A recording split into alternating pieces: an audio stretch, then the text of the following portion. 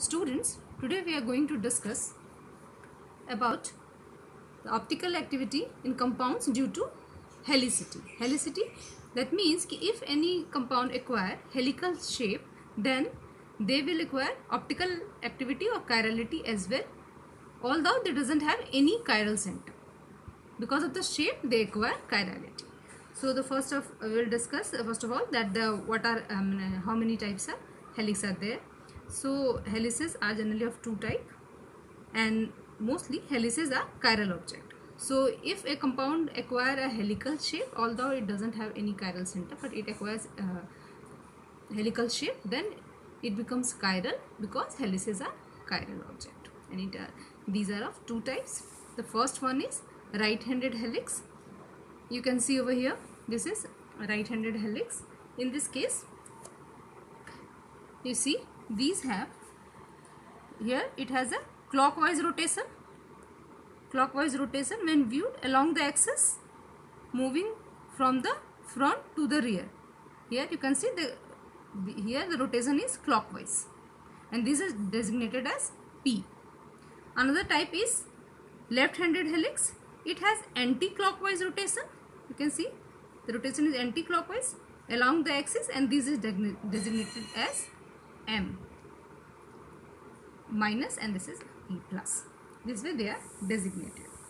Now the example what we have taken over here is of hexahelicene. This is the compound which acquires helical shape. So the concept of helicity provides a simple method to designate the chirality in these kind of compounds. Now we will discuss why this will acquire a helical shape. So here you can see these are the two terminal benzene rings. This is hexahelicene, which has a 6 benzene rings, and these are the two terminal benzene rings. So what happens that these two terminal benzene rings can't occupy the same plane. It can't be coplanar without having a serious conflict between each other. They will have serious conflict if they both will be coplanar in the same plane. So to free from this conflict, they forced to adopt a non-planar shape in which one side will be above the plane and another will be below. Here I have shown with the solid line, this is above, this benzene ring is above the plane, and another ring is in the below the plane. So if we acquire these kind of alignment, in that case there will be no conflict, so the structure will be stable. So,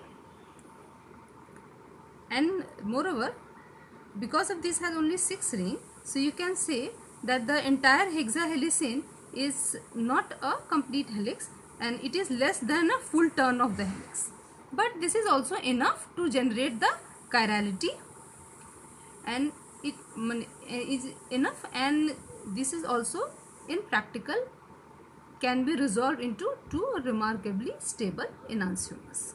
So they show chirality because of the helical shape, and helical shape they have acquired to avoid the conflict that will occur when these two will be coplanar. That's why they are now not coplanar, they are in different plane. One is above the plane and another one is below the plane. So I hope you understood why the molecule acquire helical shape, and as it requires the helical shape to avoid the conflict. So now this is chiral, and they can be, and they has been resolved into remarkable stable enantiomers.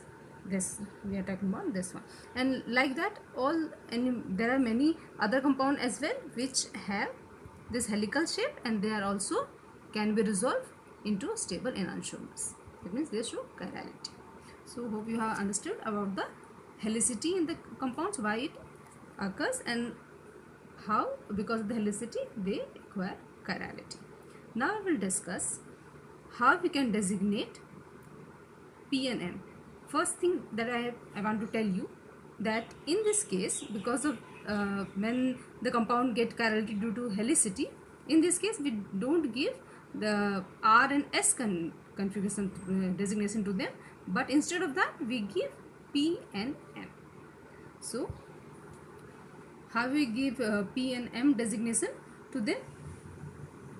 When we move from top to bottom and it is clockwise, then that is P as we have discussed, that will be right-handed helix and P. And when we move from top to bottom and it is anti-clockwise, then M.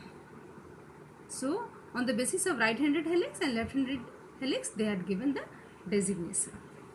So you can assume that the P is similar to R and the M is similar to S, but in this case P and M designation is given instead of R and S. So now we will practice with some of the examples.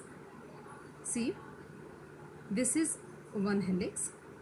First thing that you must know that which ring is above the plane and which ring is below the plane. So here we can see this solid line, it shows that this side is above the plane and this side is below the plane.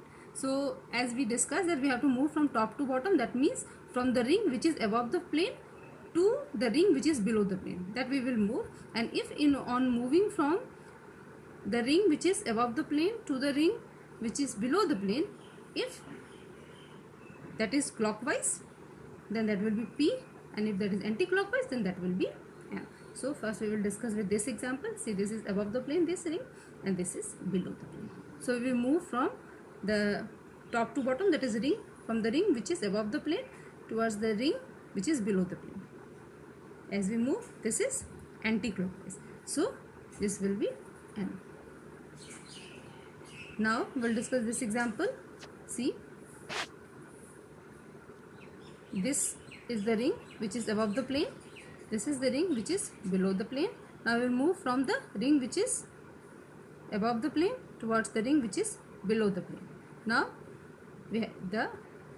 this one is clockwise. We have to move clockwise. If you want to go from top to bottom, then you have to go clockwise. So here the designation is P.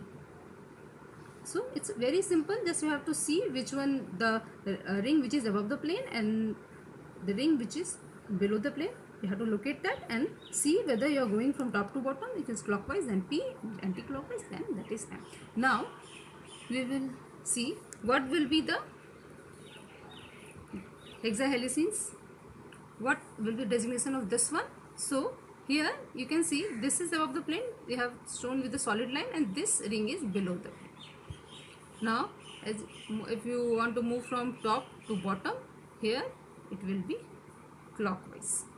So here its designation will be P.